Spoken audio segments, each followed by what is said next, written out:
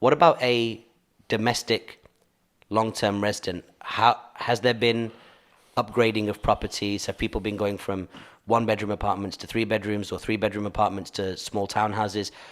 Internally within the market, what's contributed towards the increase in So transactions? there has been a lot of movement internally also.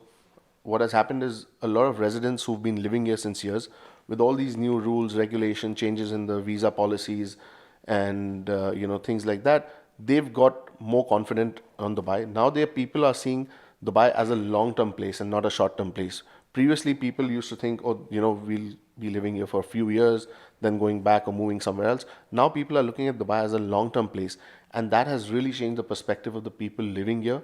Also, what the government recently did is the loan to value ratio, which was previously 75%, was raised to 80%.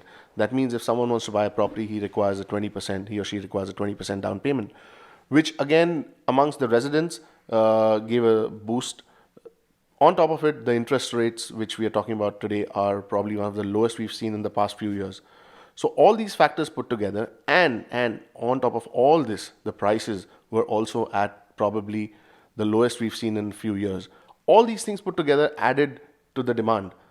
People started buying, and then slowly, people realized that the offers what they were getting back in a couple of years back, or the prices or the payment plans from developers, they are no more available. Look, people, we were just about a year and a half back, we were talking about oversupply in the market, and now all of a sudden we're looking at undersupply. Again, I'll reiterate that this is not the entire market, but there are certain segments of the market. Now, if you talk about luxury properties, the high-end luxury segment, yes, there's an undersupply, because what happened is 2014-15, when the market started going down, most developers started making more of affordable homes. A lot of developers, they didn't really come up with very high-end luxury projects. There were a few, but not overall in the market. So whatever was being built in the last few years, majority of that was more into the affordable segment and the mid segment, I would say, not really the high-end luxury segment. And when the demand started, because there was not too much built in the luxury segment, there were not too many properties in the market. Now, if you talk about communities, you look at Palm Jumeirah or Emirates Hills, these communities are established communities since past few years. It's not a new community which is coming up. Even on the other hand, if you see communities like Dubai Hills, the new communities, though they are new communities and people talk about so many houses, you need to look at the numbers. So if you talk, just to give you an example of one townhouse community called Maple in Dubai Hills. Now, there are three phases in that Maple, 1, 2, and 3. All put together are roughly around 1600 or 1650 townhouses. It's not like 10,000 townhouses, you know.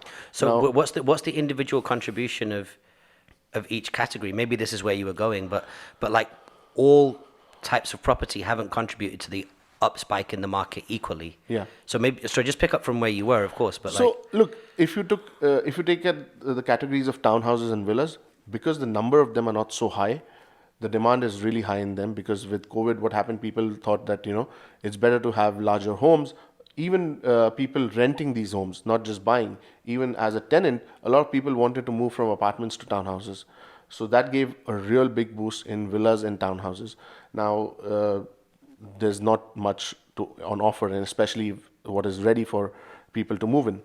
So that gave a spike from this demand was locally and also internationally.